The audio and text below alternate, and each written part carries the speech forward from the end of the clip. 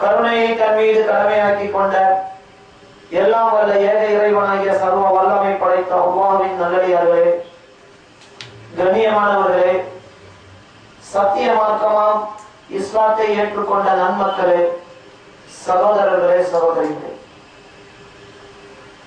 இன்றைய தினத்தில் இந்த ஜும்மா உரையிலே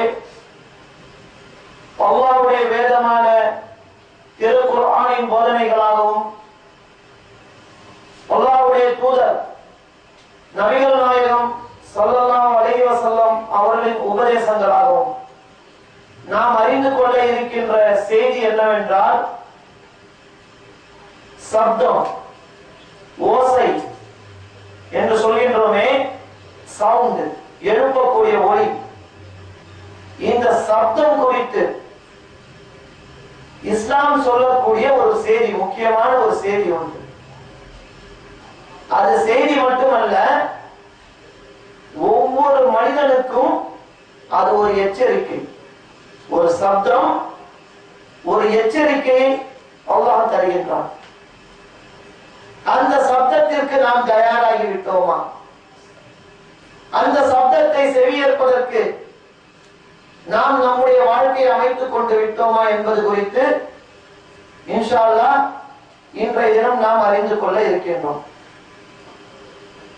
அன்புடன் கொண்ட சகோதர சகோதரிகளே, மகத்தான வல்லமையுடைய அல்லாஹ், தீர்க்கமான அறிவுடைய அல்லாஹ், பேரறிவாளனாக அல்லாஹ் எத்தனையோ படைப்புகளை தன் வல்லமையின் சான்றாக இங்கே படைத்து காட்டியிருக்கின்றான். அது மட்டுமல்ல, படைப்புகள் மட்டுமல்ல, எத்தனை விஷயங்களை உருவாக்கி வைத்திருக்கின்றான். அந்த படைப்புகளை நாம் காணும் போதும், அந்த விஷயங்களை நாம் பார்க்கும் போதும் அல்லாஹ்வுடைய வல்லமை, நாம் அல்லாஹ்வை நேரில் பார்க்கவில்லை என்றாலும் படைப்புகளை காணும் போது அவன் எந்த அளவுக்கு பெரிய வல்லமை, அவனுடைய தீர்க்கமான அந்த நுண் அறிவு என்பது எந்த அளவிற்கு பிரம்மாண்டமாக இருக்கின்றது என்பதை நாம் இந்த படைப்புகளை வைத்து தெரிந்து கொள்ளலாம். எல்லாவற்றிலும் ஒரு நேர்த்தி, எல்லாவற்றிலும் ஒரு ஒழுங்கு, அந்த அளவிற்கு தன்னுடைய படைப்புகளை மிக சீராக, மிக நேர்த்தியாக அல்லாஹ் தந்திருக்கின்றான். அப்படி அல்லாஹ்வால் உருவாக்கப்பட்ட ஒரு விஷயம்தான் சப்தம் என்பது, ஓசை என்பது. சவுண்ட் சொல்றோம்ல, ஓசை, சப்தம். அல்லாஹ்வுடைய மகத்தான வல்லமையின் சான்று இந்த சப்தம் என்பது. இந்த சப்தத்தை பொறுத்தவரையில் அல்லாஹ் அதை மனிதனுடைய புலன்களில் ஒன்றாக வைத்திருக்கின்றான். ஓசை இல்லாமல், சப்தம் இல்லாமல் இந்த உலகம் கிடையாது. சப்தம், இந்த ஓசை இருக்கின்றதே, அது இல்லாமல் இந்த உலகம் சீராக இயங்க முடியாது. முதல் காரணம் அல்லாஹ்வுடைய மகத்தான படைப்பாக இருக்கக்கூடிய மனித படைப்பு. இந்த மனித படைப்பின் ஒரு பிரதான விஷயம் என்னவென்றால் பேசுகின்ற மொழி. அந்த மொழி பரிமாற்றம் இல்லாமல் நல்ல விஷயங்களை கூட யாரும் சொல்ல முடியாது, நல்ல விஷயங்களை கேட்கவும் முடியாது. அப்ப மனிதனின் வாழ்க்கையை கொண்டு செல்வதற்கு இங்கே ஓசை, மொழி ரொம்ப முக்கியமான ஒன்றாக இருக்கின்றது. அந்த மொழி எப்படி வருகிறது? சப்தம், ஓசை தான். ஓசை இல்லாமல் மொழி கிடையாது, இல்லையா? அங்கே சப்தம் முக்கிய பங்காற்றுகிறது. இன்னும் நாம் சொல்ல போனால், அல்லாஹ்வுடைய வேதம், நமக்கெல்லாம் மனித வாழ்க்கைக்கு வழிகாட்டியாக இருக்கக்கூடிய திருக்குர்ஆன், அல்லாஹ்வுடைய வேதம் இருக்கின்றதே, இந்த வேதம் அருளப்பட்டதில் சப்தம் முக்கிய பங்காற்றி இருக்கிறது. ஓசை. அல்லாஹ்வுடைய தூதர் ஸல்லல்லாஹு அலைஹி வஸல்லம் அவர்கள் கூறுகிறார்கள், வஹி, அல்லாஹ்விடமிருந்து எனக்கு வரக்கூடிய செய்திகள், வஹி என்பது பல மாதிரி வருகிறது. அதில் ஒன்றுதான் மணியோசை போல் எனக்கு வரும். அல்லாஹ்வுடைய தூதர் சொல்லி காட்டுறாங்க. வஹி வரக்கூடிய ஒரு வகை என்னவென்றால் மணி ஓசை. எப்படி மணி ஓசை சப்தம், அது போல எனக்கு வஹி வரும். அப்படி வரக்கூடிய வஹி தான் என்னை மிகவும் சிரமப்படுத்தக்கூடியது. ரசூல் ஸல்லல்லாஹு அலைஹி வஸல்லம் ஒரு சப்தம் என்னை சிரமப்படுத்துகிறது, அதை ஏற்றுக்கொண்டால் காரணம் அல்லாஹ்விடமிருந்து வருகின்ற செய்தி வகை. அப்ப திருக்குர்ஆன் அருளப்பட்ட விதத்திலும் கூட ஓசை ரசூல் அப்படிதான் சொல்றாங்க, மணி ஓசை போல் வரணுங்கிறாங்க அந்த செய்தி. எனக்கு அந்த மாதிரி வரக்கூடியதுதான் எனக்கு சிரமமானதுங்கிறாங்க. அப்ப இதில் கவனித்தோமானால் இங்க ஓசை சப்தம் முக்கிய பங்காற்றுகிறதா இல்லையா? இன்னும் பாருங்க, மனித படைப்பு இருக்குல்ல, மனிதனுடைய படைப்பின் மூலப்பொருள், அந்த மூலப்பொருள் கூட அல்லாஹ் எப்படி சொல்லி காட்டுறான்னா சப்தத்தின் அந்த மூலப்பொருளின் அடிப்படை சப்தங்கிறாங்க. மனிதனை அல்லாஹ் முதல் மனிதர் ஆதம் அலைஹிஸ்ஸலாம் அவர்களை படைத்தான் அல்லவா? அவர்களை படைக்கும் போது அந்த சப்தம் தான் முக்கிய பங்காற்றியது என்று அல்லாஹ் தன்னுடைய திருமறையிலே சொல்லி காட்டுகின்றான். அந்த சப்தம் என்பதை, ஓசை என்பதை அல்லாஹ் எப்படிலாம் கையாளுகிறான் பாருங்க. இதுதான் நீங்க ரொம்ப கவனிக்க வேண்டிய ஒரு விஷயம். அல்லாஹ்வுடைய வல்லமையை தெரிந்து கொள்வதற்கு அது மட்டுமல்ல, ஒரு பெரிய எச்சரிக்கை. அதுதான் நாம் இங்கே கவனிக்க வேண்டியது. ஒரு எச்சரிக்கையை தருகின்றான். அந்த எச்சரிக்கையை நாம் கவனிக்கிறோம். அந்த ஓசை சப்தம் என்பதை அல்லாஹ் எப்படியெல்லாம் பயன்படுத்தலாம் பாருங்க. சிந்தித்து பாருங்கள். சில சப்தங்களை கொண்டு அல்லாஹ் நம்ம அப்படியே பயமுறுத்தும், பயந்து நடுங்குகிறோம். சில சப்தங்களை கேட்டால் மழை காலங்களில் இடி இடிக்கும், கட்டுமையா இடி இடிக்கும் ஓசை சப்தம் தானே. இடி இடிக்கும் ஓசையை நாம் கேட்கும் போது கடுமையான பயங்கரமான சத்தம், அஞ்சி நடுங்காத வரைக்கும். சிந்திச்சு பாருங்க. மிருகங்களை, சில மிருகங்களை அல்லாஹ் படைத்திருக்கின்றான். அந்த கர்ஜனையை கேட்டால் சப்த நாடி முடங்கிவிடும். அதுதான் இல்லையா? சிந்திச்சு பாருங்க. சப்தத்தை அல்லாஹ் எப்படிலாம் பயன்படுத்தலாம் பாருங்க. புயல் காற்றின் ஓசை, கடலின் இரைச்சல், இதெல்லாம் நம்ம அப்படியே பயமுறுத்தும். உண்டா இல்லையா? அதே சப்தத்தை கொண்டு நம்மை ரசிக்கவும் வைக்கின்றான். பறவைகளின் ஒளி, பறவைகள் அதனுடைய ஒளியை கவனிங்க. சப்தத்தை கொண்டு பயமுறுத்தவும் செய்கிறான், ரசிக்கவும் வைக்கிறான். பறவைகளின் ஒளி, குழந்தைகளின் குரல், ஒரே மனித படைப்பிலே அல்லாஹ் ஆணையும் படைத்திருக்கின்றான், பெண்களையும் படைத்திருக்கின்றான். எல்லாருக்கும் அந்த உறுப்பின் அமைப்பு ஒன்றுதான். எப்படி சப்தம் மட்டும் மாறுது பாருங்க. பெண்களுக்கு இனிமையான குரல், ஆண்களுக்கு அப்படி அல்ல. யார் என்று பார்க்காமலே சொல்லிவிடலாம் பேசுவது ஆனா பெண்ணா என்று. சுப்ஹானல்லாஹ், வல்லமையா இல்லை. ஒரு சப்தத்தை எப்படிலாம் அல்லாஹ் உருவாக்குறாங்க. பெண்களுக்கு இனிமையான குரல், ரசிக்க வைக்கிறான். மனித படைப்பின் மூலப்பொருளே சப்தம்னு அல்லாஹ் சொல்லி காட்டுறான்.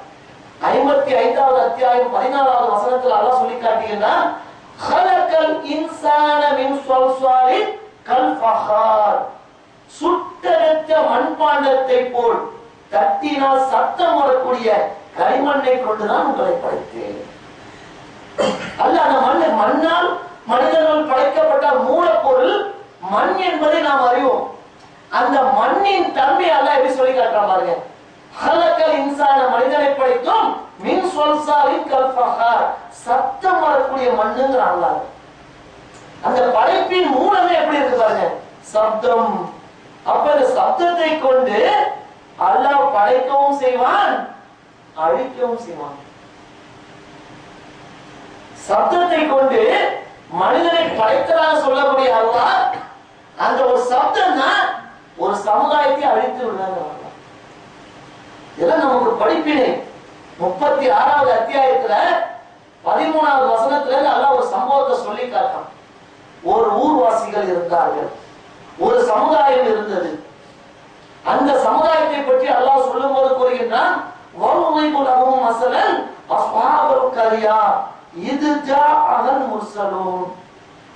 ஊர்வாசிகளை பற்றி அவ்வூராரிடம் நாம் நேர்வழி பெறுவதற்காக அந்த ஊர்வாசிகள் வழிகேட்டில் இருந்தார்கள், மிகப்பெரிய வழிகேட்டில் இருந்தார்கள். அவர்கள் நேர்வழி பெறும் பொருட்டு அல்லாஹ் என்ன செய்வான், தூதர்களை அனுப்புவாங்க. அந்த ஊர்வாசிகளை அழிப்பதற்கு முன் அவர்கள் திருந்தவில்லை என்றார். தூதர்கள் வருவார்கள், வேதம் வரும்.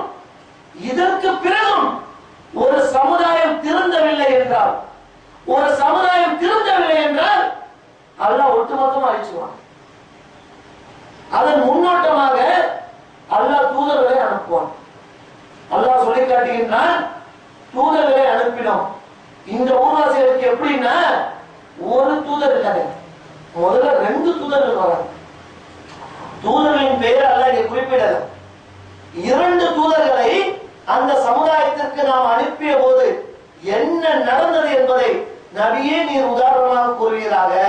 அல்லாஹ் சொல்றான், இது அரசன்னா இலை முஸ்னைன், நாம் அவர்களிடம் 2 தூதர்களை அனுப்பிய போது என்ன செய்வாங்க?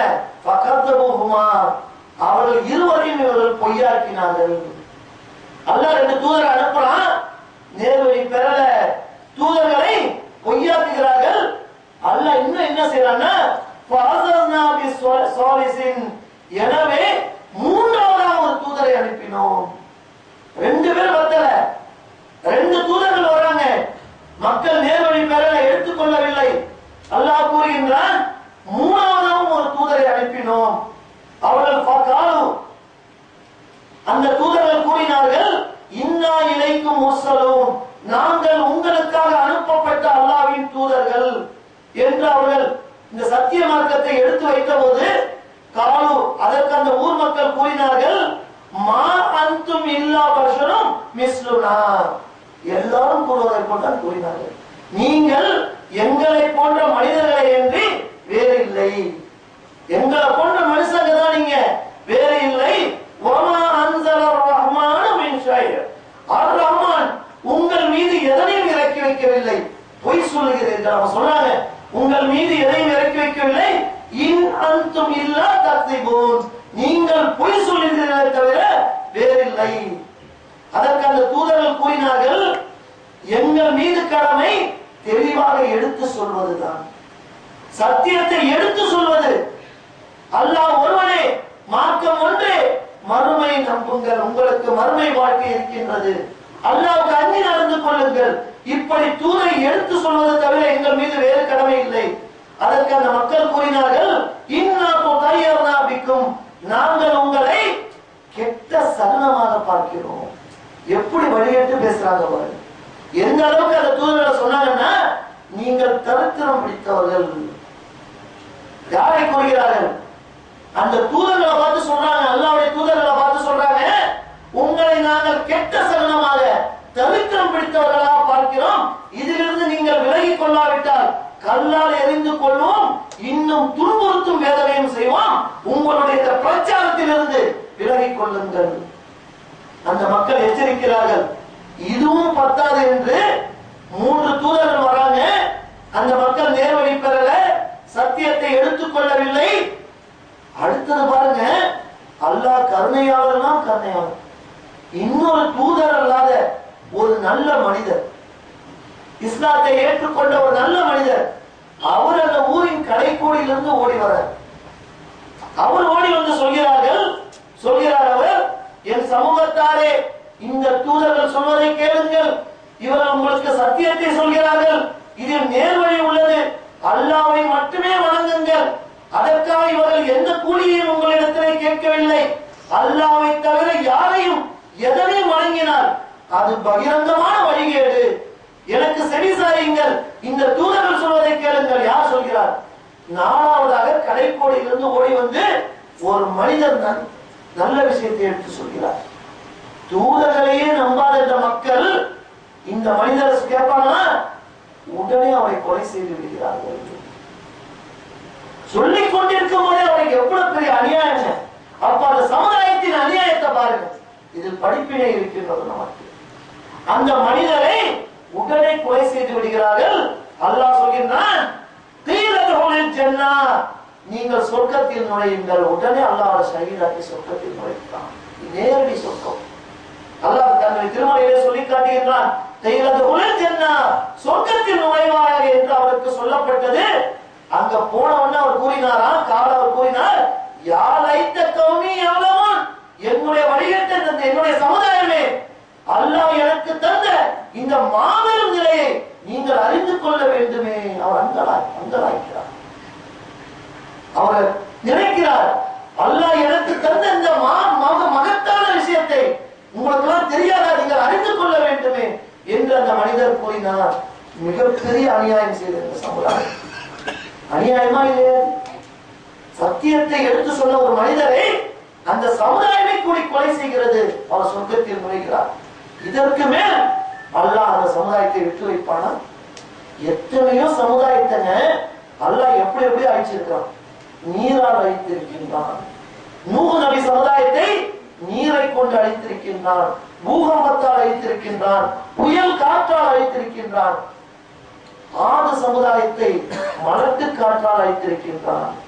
லூத் நபி சமுதாயத்தை வானத்திலிருந்து கல்மாரி பொழிய வைத்து அழித்து ஒழித்திருக்கின்றான்.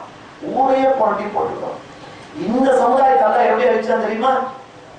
இந்த 3 தூதர்களை பொய்யாக்கி ஒரு நல்ல மனிதரை கொலை செய்த இந்த வழிகட்ட சமுதாயத்தை அல்லாஹ் எப்படி அழிச்சான் தெரியுமா? அல்லாஹ் தன் திருமறையில சொல்லி காட்டுகிறான். வமா அன்சல்னா அலா கௌமிஹி மின் பஅதிஹி மின் ஜுந்தின் மினஸ் ஸமா. இவர்களை அழிப்பதற்கு, இந்த வழிகட்ட சமுதாயத்தை அழிப்பதற்கு நாம் வானத்திலிருந்து எந்த ஒரு பெரும் படையும் அனுப்பவில்லை. அல்லாஹ் சொல்றான், இவங்களை அழிப்பதற்கு வானத்திலிருந்து பெரிய சமுதாயம், அது ஒரு ஊழிய சமுதாயம், இவர்களை ஒட்டுமொத்தமாக அழிப்பதற்கு வானத்திலிருந்து நாம பெரிய பெரிய படையெல்லாம் அனுப்பல, அல்லாஹ் நாடினால் அனுப்ப முடியும். அல்லாஹ் சொல்றான், வமா குன்னா முன்சிலின், அவ்வாறு இறக்கி வைப்பவர்களாம் நாம் இல்லை. அல்லாஹ் எதுவும் தேவையில்லை. அல்லாஹ்வுடைய வல்லமைக்கு, அவனுடைய ஆற்றலுக்கு பெரும் படையை அனுப்பித்தான் அழிக்கணும்னா அவசியம் இல்லை. அல்லாஹ் எப்படி அழிச்சா தெரியுமா? இன்கானத்து இல்லா சைஹதம் வாஹிதா, ஒரே ஒரு சத்தம் தான், ஒரே ஒரு பெரும் சப்தம் அனுப்பிட்ட. அந்த சப்தம் கேட்டவுடன் உடனே அவர்கள் அனைவரும் நூர்ந்து போன சாம்பல் போல இருக்கிறார்கள். இல்ல அதெல்லாம் எப்படி சொல்லி காட்டுறாங்க? பெரிய படையெல்லாம் நான் அனுப்பல, பூகம்பமும் கிடையாது, கல்மாரியும் பொழிய வைக்கல, ஒரு சப்தம் தான் அல்லாஹ். இல்லா சைஹதம் வாஹிதா, ஒரு பெரும் சப்தம். ஒட்டுமொத்தமா எப்படி சொல்றாங்க? நூறு அப்படி சாம்பல் மாதிரி ஆயிட்டாங்க. மனிதனை எந்த சப்தத்தின் மூலப்பொருளை கொண்டு படைத்தானோ அதே சப்தத்தை கொண்டு அழிக்கிறான். அல்லாஹ் அந்த சப்தம் என்பதை எப்படிலாம் பயன்படுத்துறாங்க. அதே போல இன்னொன்றையும் அல்லாஹ் சொல்லி காட்டுகிறான். மறுமையில் நரகவாசிகள் அவர்கள் நல்லோரிலிருந்து பிரிக்கப்பட்டு அவர்கள் மீது குற்றச்சாட்டு உறுதியாகி குற்றவாளிகள் நரகத்திற்கு மலக்குமாரால் இழுத்துச் செல்லப்படுவார்கள்.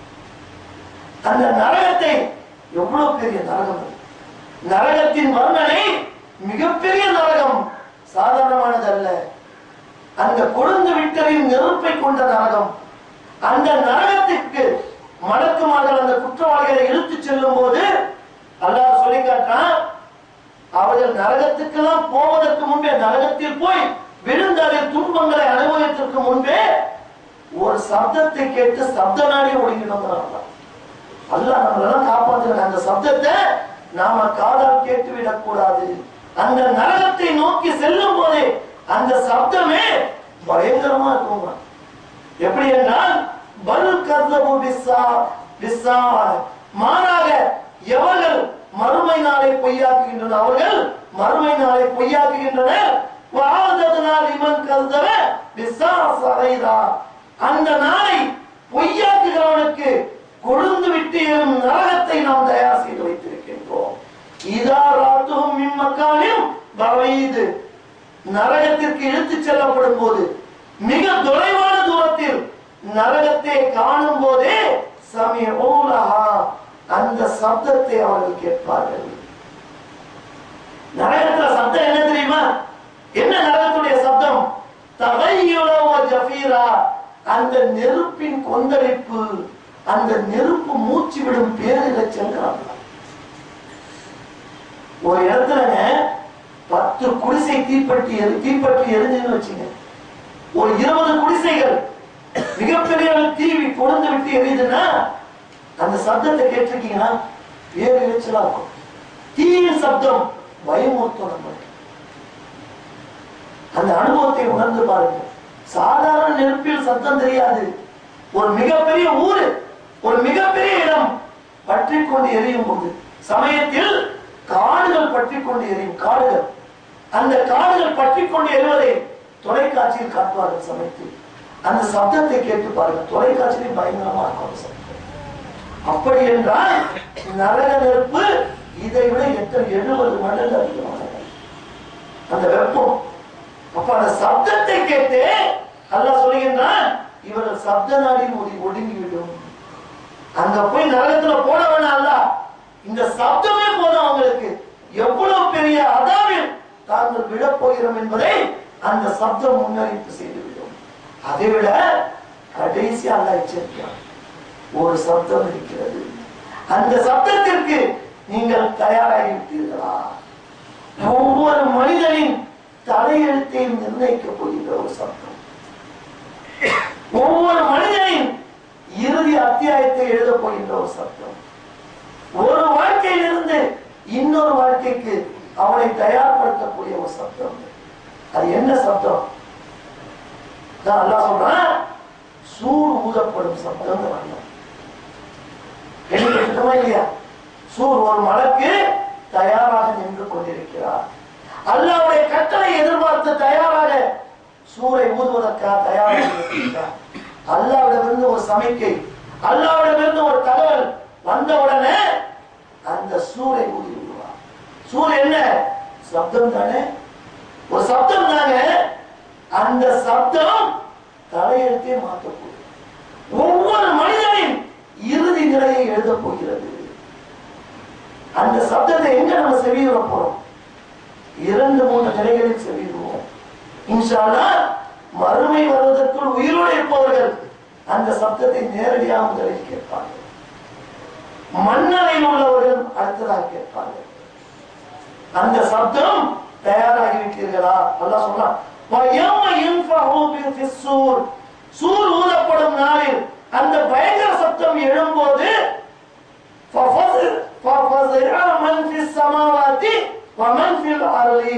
வானங்களிலும் பூமியிலும் உள்ள அனைவரும் நடுங்குவார்கள்.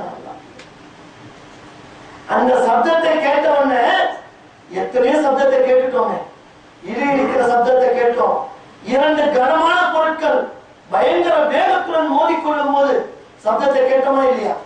இனிமையான சப்தங்களை கேட்டு பழகிக் கொண்டிருக்கின்றோம், ரசித்துக் கொண்டிருக்கின்றோம், சப்தங்களை கேட்டு அனுபவித்துக் கொண்டிருக்கின்றோம்.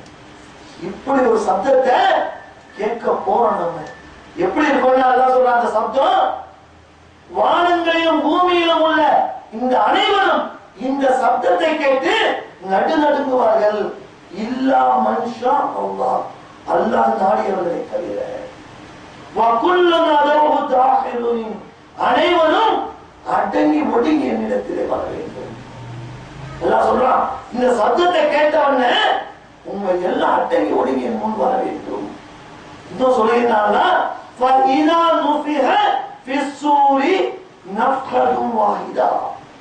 ஒரே ஒரு முறை இந்த சூர் ஊதப்பட்டவுடன்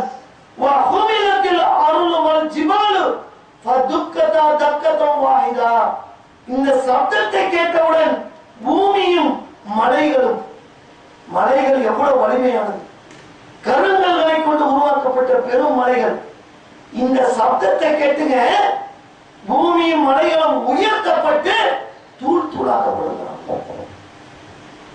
ஒரு சப்தத்துக்கு வலிமையை பார்த்தீங்கன்னா, அந்த சூரின் சப்தம், சூர் ஊறப்படும் சப்தத்தை கேட்டவுடன் வானங்களும் பூமியும், பூமி எவ்வளவு பெருசு, மலைகள் அதுல மலைகள் எவ்வளவு பெருசு, இவை அனைத்தும் அந்த சப்தத்தினால் தூக்கப்பட்டு தூள் தூளாக நொறுக்கப்படும்.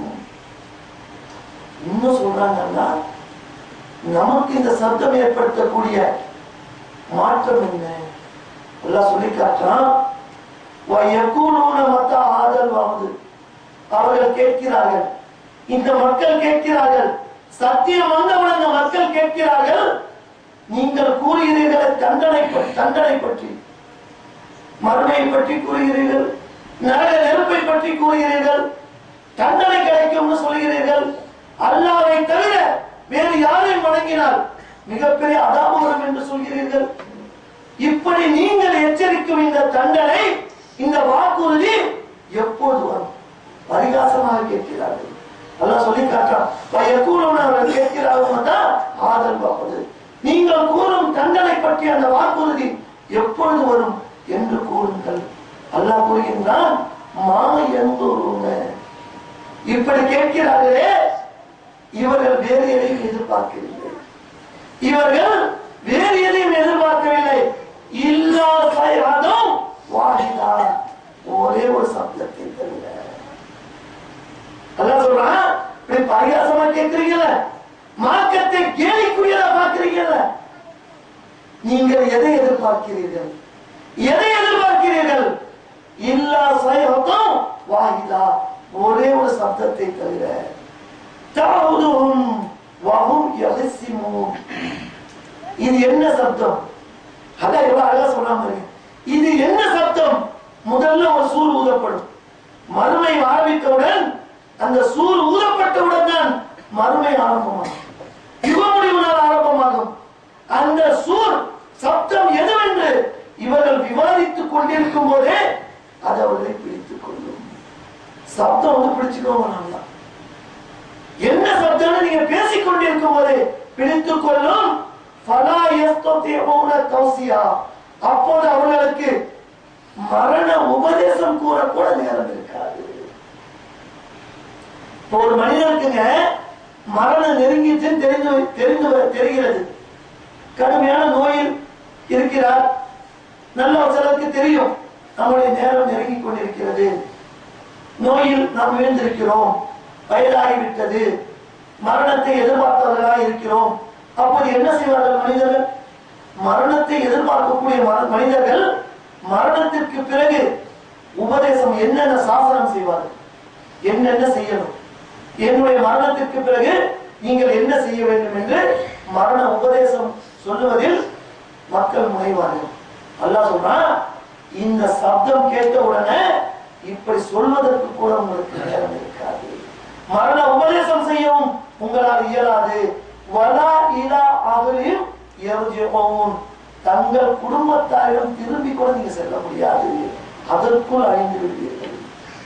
கடத்தலுக்கு போனவரு திருப்பி கடத்தல் உடனே வீட்டுக்கு வர முடியாது. இந்த சூர் சத்தம் கேட்டவன் உடனே அழிந்து விடுவீர்கள். சத்தம் தங்கள் குடும்பத்தாரிடம் திரும்பி செல்லவும் முடியாது. அடுத்து சொல்றான், எல்லாம் அழிந்து விடுவீர்கள் ஒரு சூர் சத்தத்தில். அப்போது யாரெல்லாம் உயிருடன் இருக்கிறார்களோ எல்லாம் அழிந்து விடுவார்கள். மறுபடி ஒரு சூர் ஊதப்படும். அந்த சப்தம் கேட்டதும் எல்லாரும் மரணித்து விடுகிறார்கள் அல்லவா? மரணித்து எல்லாம் மரணத்தில் இருப்பார்கள், இறந்த உடலாக இருப்பார்கள், ஜனாசாவாக இருப்பார்கள். இதற்கு முன் மரணித்தவர்கள் பூமிக்கு அடியில், பூமியில் மண்ணறையில் இருப்போம். அப்படி இருக்கும் போது இரண்டாவது சூர் ஊதப்படும். அந்த சப்தம் கேட்டதும் அல்லாஹ் சொல்றான் பாருங்க, எத்தனையோ சப்தத்தை நம்ம கேட்டோமா? இல்லை, இந்த உலகத்துலங்க எத்தனை சப்தத்தை கேட்டோம். தூங்கி கொண்டிருக்கிறோம், நல்ல ஆழ்ந்த உறக்கம், ஆழ்ந்த உறக்கத்தில் இருக்கிறோம். திடீர்னு ஒரு பயங்கர சப்தம் கேட்குது. என்ன செய்வோம்? தூக்கத்துல எழுந்துச்சிரோமா மாட்டோம். நல்ல ஆழ்ந்த உறக்கத்தில் இருக்கிறோம், ஒரு பயங்கர சப்தம் கேட்கிறது. உடனே என்ன செய்வோம்? தூக்கத்துல எழுந்துச்சிரோம். என்ன சப்தம்? என்ன சப்தம்? தூக்கத்திலிருந்து எழுப்பி விட்டு. ஆனால் எந்த சப்தமாவது இதுவரையில் மண்ணறையில் சடலங்களாக இருந்தவர்கள், மண்ணறையில் ஜனாசாவாக இருந்த உடல்களை எந்த சப்தமாவது உயிர் கொடுத்து எழுப்பி இருக்கிறதா? சிந்தித்து பாருங்கள். எத்தனை பேர் மரணித்து விட்டார்கள். இன்றைக்கு மண்ணறையில் எத்தனை உடல்கள் இருக்கிறது, எத்தனை உயிர்கள் இருக்கிறது? எந்த உயிராவது உலகத்தில் ஏற்படக்கூடிய எத்தனை பயங்கர சப்தங்கள் இருக்கிறது. அந்த சப்தத்தை கேட்டு எந்த ஜனாசாவது எழுந்து வெளியே வந்ததா? அல்லாஹ் கூறுகின்றான், அந்த சப்தம் கேட்டதும் மண்ணறைகள் இருந்து சப்தம் கேட்டவனே முதல்ல நீங்க முழிப்பீங்க. மண்ணறையில் உள்ள ஜனாசா உங்கள் சடலங்கள் விழித்து பார்ப்பீர்கள். விழித்து பார்த்து பயங்கரமான அந்த சப்தம், விழித்து பார்த்து மண்ணறைகள் இருந்து வெளியேறுவீர்கள். விழித்து பார்த்தோன்னு கேட்பாங்கன்னா, அந்த ஜனாசாக்கள், அந்த இறந்து போன சடலங்கள் சூருடைய சத்தம் கேட்டவொடனே முடிச்சு பார்த்துருவோம், தெரிஞ்சு போயிடும். காலூர் அவர்கள் கூறுவார்கள், யா வைலனா, எங்களுடைய நாசமே, மன்பாசனா மின் மர்க்கத்தினா, எங்களுடைய சமாதிகளில் இருந்து எங்களை எழுப்பி விட்டது யார்? இந்த சூருடைய சத்தம் கேட்டவனே மன்னரையில் உள்ள அந்த ஜனாசாக்கெல்லாம் கேட்குமா? எங்க நாசமே போச்சா, முடிந்து விட்டதா? எல்லாம் அந்த நாள் வந்துருச்சா? எங்களை எழுப்பி விட்டது யார்? தூக்கத்தில் இருந்து விழித்தது போல். அப்ப சொல்லப்படும், எழுந்தவுடன் கேட்டவுடன் சத்தங்களை கேட்டவுடன் மலக்குமார்கள் சொல்வார்கள், ஆதாமா வாதர் ரஹ்மானு, உங்கள் இறைவன் ரஹ்மான் உங்களுக்கு வாக்களித்தது இதுதான். பார்த்துக் கொண்டீர்களா? இதைத்தான் உங்கள் ரஹ்மான் உங்களுக்கு வாக்களித்தார். வசத்தல் முஸ்ஸலூன், தூதர்கள் வரிசையாக தூதர்கள் வந்து சொன்ன உண்மையும் இதுதான். உயிர் கொடுத்து எழுப்பப்படுவீர்கள், உயிர் கொடுத்து எழுப்பப்படுவீர்கள், உயிர் கொடுத்து எழுப்பப்படுவீர்கள்.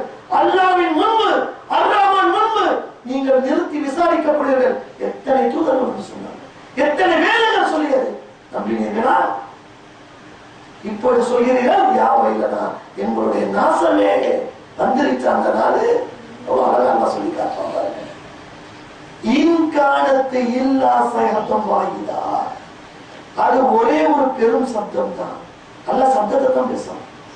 சயத்தம் வாயிதான சப்தம், பெரும் சப்தம். அது ஒரே ஒரு பெரும் சப்தம் தான், வேறு எதுவும் இல்லைங்கிறாங்க. எதுக்கு சப்தத்தை பத்தி சொல்றோம்னா, அல்லாஹ்வே சொல்றான், அது வேறு எதுவும் இல்லை. ஃபைதாஹும் ஜமீஉல் தைனா மஹலூன், நீங்கள் அனைவரும் ஒன்று திரட்டப்பட்டு நம்முன் நிறுத்தப்பட்டு விடுவீர்கள். கேள்வி கணக்கிற்காக ஒரு சப்தம் உங்களை மன்னரைகளிலிருந்து எழுப்பி நம்முன் கொண்டு வந்து நிறுத்திவிடும்.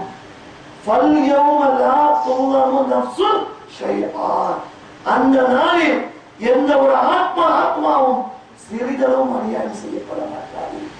நல்லோர்கள், நல்ல மனிதர்கள் இந்த சப்தத்தை கேட்டு சந்தோஷப்படுவார்கள். குற்றவாளிகள் நாசமே என்று கூறுவார்கள். இப்ப நாம எந்த மனிதராக இருக்கோம்? எத்தனை சப்தத்தை கேட்டோம்? ஏதாவது பாதிப்பை நம்மகிட்ட ஏற்படுத்தியதா சப்தங்கள்? இந்த சூர் சப்தம் கேட்டவொடனே முதல்ல முழிப்போம், என்னன்னு திருக்கிட்டு பார்ப்போம். அடுத்ததாக அல்லாஹ் ஒரு மழையை பொழிப்பான். அந்த மழை தண்ணீர் பூமியில் பட்டவுடன் மண்ணரை வந்து துளிர்த்து எழுந்து விடுவோம். முதலில் நம்மளை எழுப்புவது எதுன்னா இந்த சூர் சப்தம் தானே. நல்லவர்களாக இருந்தால் அல்லாஹ் காட்டி கொடுத்துருவான், நீ நல்லடியா, சந்தோஷப்படுகிற சப்தத்தை கேட்ட. நீ குற்றவாளி, அல்லாஹ்வை மறுத்தவன், தூதரை மறுத்தவன், சொல்லிக்கொள் நாசமே என்று அல்லாஹ் சொல்லுவான். அப்போது நல்லோர்கள் பிரிக்கப்பட்டு சுவனத்தில் பிரவேசிப்பார்கள், மகிழ்ச்சியுடன், மிக்க மகிழ்ச்சியுடன் இருப்பார்கள்.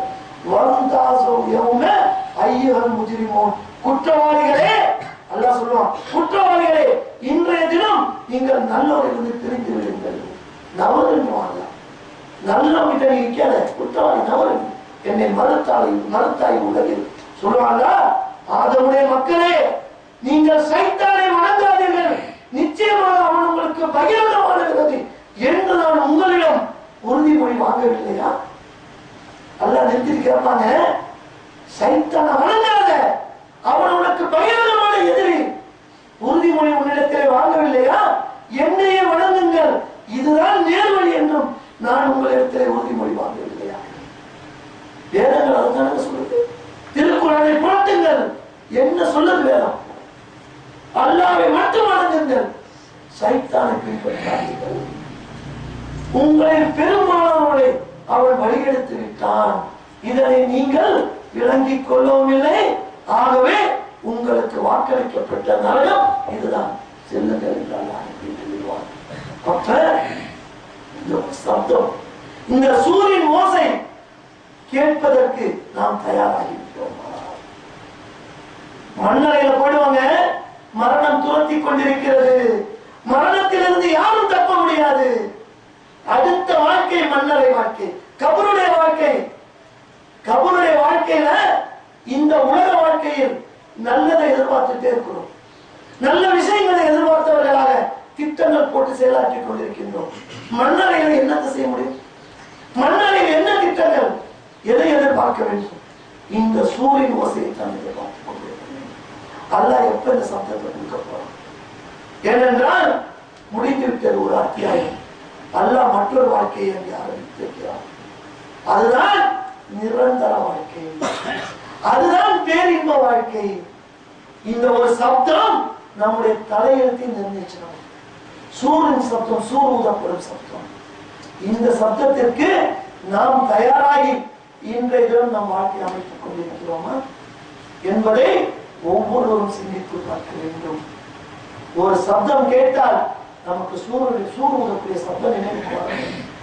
நாளைக்கு மையத்தாய் கபர்ல போய் உட்கார்ந்தவன அல்லாஹ் சூர் ஓசை கொடுப்பானே, அப்ப நாம சந்தோஷமா எந்திருக்கிறதா இல்லையா? இல்லனா நாசமே போயிடுச்சு, நாசமே என்று சொல்லி எழுந்திருப்பான்.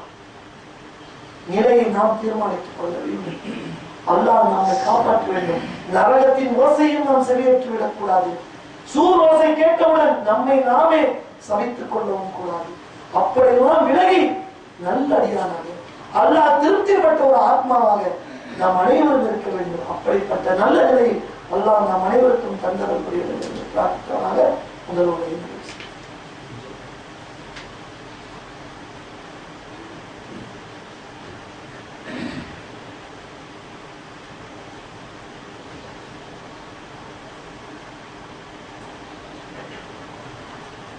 அல்ஹம்துலில்லாஹ் வஸ்ஸலாத்து வஸ்ஸலாமு அலா ரசூலினா முஹம்மதின் வ அலா ஆலிஹி வஸஹ்பிஹி அஜ்மஈன். அம்மா பாத். அன்புள்ள சகோதரர்களே, மகத்தான வல்லமையுடைய அல்லாஹ் ஒரு சப்தத்தை வைத்து எவ்வளவு அதை எப்படி கையாளுகிறான் பார்த்தீங்கன்னா, நம்ம நினைச்சிட்டு இருக்கிறோம் சப்தம் என்பதும் ஓசை என்பதும் ஒளி என்பதும் ஏதோ சாதாரண ஒரு விஷயம் நம்ம நினைச்சிட்டு இருக்கிறோம். இது எப்படி நம் மனித வாழ்க்கைக்கு இன்றியமை அல்லாஹ் எதையுமே வீணாக படைக்க மாட்டான். எந்த ஒரு நிலையும் வீணாக ஏற்படுத்த மாட்டான். அல்லாஹ்வுடைய மகத்தான வல்லமையின் சான்றுதான் இது போல எத்தனை விஷயங்கள். இந்த ஓசை ஒளி என்பது இன்னைக்கு பார்க்கிறோங்க, ஓசையில நல்ல ஒளி இருக்கிறது, நல்ல சப்தம் இருக்கிறது, கெட்ட சப்தமும் இருக்கிறது. இன்னைக்கு பார்க்கிறோமா இல்லையா? அல்லாஹ்வுடைய வேதத்தை ஒருவர் ஓதினார். பொதுவாக ஓசைக்கு இரண்டு விஷயம் முக்கியம்.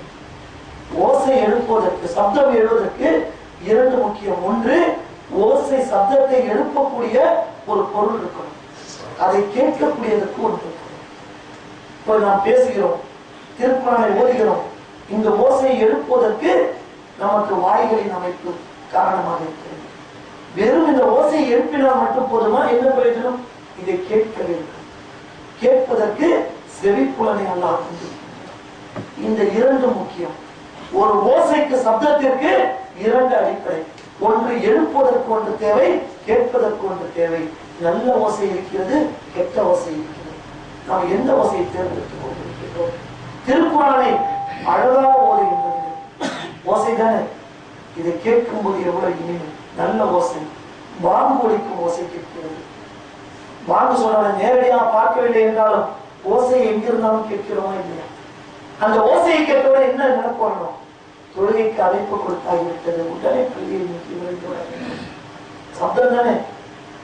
அப்ப அந்த ஓசை நல்ல ஓசை. அதே போல சேவல் கூவினால் அல்லாஹ்வுடைய சொல்லி காட்டுறாங்க. சேவல் கூவினால் நல்ல ஓசை. காரணம், அது மலக்குமார்களை பார்க்கிறது. ஓசை தானே. சேவலை கூவுறது எத்தனை தடவை கேட்டிருக்கோம்? ஏதாவது நமக்கு பாதிப்பு ஏற்படுத்திச்சா? அதை சேவல் பொழுது விரிஞ்சா கூவுதுன்னு நினைச்சிட்டு இருக்கோம். சூரியனை வெளிச்சத்தை பார்த்தோட சேவல் கூவுகிறது என்றுதான் நம்முடைய எண்ணம் இருந்து கொண்டிருக்கிறது. இல்லை இல்லை, மலக்குமார்கள் அங்கே இருக்கிறார்கள் இப்படி நினைச்சோமா? ஒரு சப்தத்தை கூட, நல்ல சப்தம். மலக்குமார்கள் எப்படி, வானவர்கள் எப்படி நல்ல விஷயங்களை கொண்டுதான் வருவார்கள். வானவர்கள் சிறப்பானவர்கள், நல்ல விஷயங்களை கொண்டு வருவார்கள். கழுதை கத்தினா, கழுதை கத்துற சப்தத்தை கேட்டோம்ல, கழுதை கத்தினால் கெட்ட ஓசை. காரணம், அது சைத்தானை பார்க்கிறது. கழுதை கத்துச்சுன்னா அங்கே சைத்தான் ஆஜராகிவிட்டான் என்று அர்த்தம். அல்லாஹ்வுடைய தூதர் சொல்லி காட்டுகிறார்கள். இன்றைக்கு நாம் விரும்பினாலும் விரும்பாவிட்டாலும் எத்தனை கெட்ட சத்தங்கள் நம்மை அறியாமல் நம் மீது திணிக்கப்படுகிறது. ஒரு செல்போன்ல, ஒரு தொலைபேசியில நாம் இன்னொருத்தருக்கு அழைப்பு கொடுத்தால் கூட வரக்கூடிய சத்தங்கள் சமயத்தில் இணை வைப்பு பாடல்களாக கூட இருக்கின்றதா இல்லையா? காது வச்சு கட்டிட்டு இருக்கோம் இல்லையா? தவிர்க்க முடியாது. அது ஓசை என்ன ஆகுது? பொதுவா ஓசைகள் தான் ஆன்மாவின் ஆழத்தில் போய் பதிந்து நம்மில் மாற்றங்களை ஏற்படுத்தும். திருக்குறான் ஓதுறதை திருப்பி திருப்பி கேட்டா உள்ளம் பக்குவம் இல்லையா? வாங்கு ஓசை கேட்டு பள்ளிக்கு வரைந்தால் உள்ளம் பக்குவம். ஆனால் இணை வைப்பு பாடல்கள், சினிமா பாடல்கள் விரும்பி கேட்டுக் கொண்டிருக்கமா இல்லையா? அதை சும்மாதான் நம்ம கேட்க மாட்டோம். டிடிஎஸ் கேட்கிறோமா இல்லையா? வாகனத்தில் சென்றால் கூட அந்த சினிமா பாடலை அந்த டெக்னாலஜியை பயன்படுத்தி துல்லியமா கேட்கிறோமா? ஓசை தானே இது? நல்ல ஓசையா கெட்ட ஓசையா? தொலைக்காட்சி தொடர்கள் ஆரம்பிக்கும் போது அவர் ஒரு பாடலை வழக்கமாக ஒளிபரப்புவார்கள். இந்த பாடல் உள்ளத்தில் ஆழமாக பதிந்த எத்தனை பெண்கள் சமையலறையில் வேலை செய்து கொண்டிருக்கும் போது இந்த பாடல் எங்காவது பக்கத்தில் கேட்டால் உடனே போட்டது போட்டபடி ஓடி வந்து தொலைக்காட்சியை அனுப்புகின்ற தாய்மார்கள் இருக்கிறார். இது நல்ல ஓசையா கெட்ட ஓசை? கெட்ட ஓசை. இதற்குத்தான் நம் காதுகளை இன்றைக்கு நாம் தயார்படுத்தி ஏற்றுக் கொண்டிருக்கிறோம். நல்ல ஓசைய விரும்பி ஏற்றுக் கொண்டிருக்கிறோமா? சிந்தித்து பாருங்கள். வரக்கூடிய சப்தங்கள் அனைத்தும் இன்றைக்கு 90% கெட்ட சப்தங்கள்.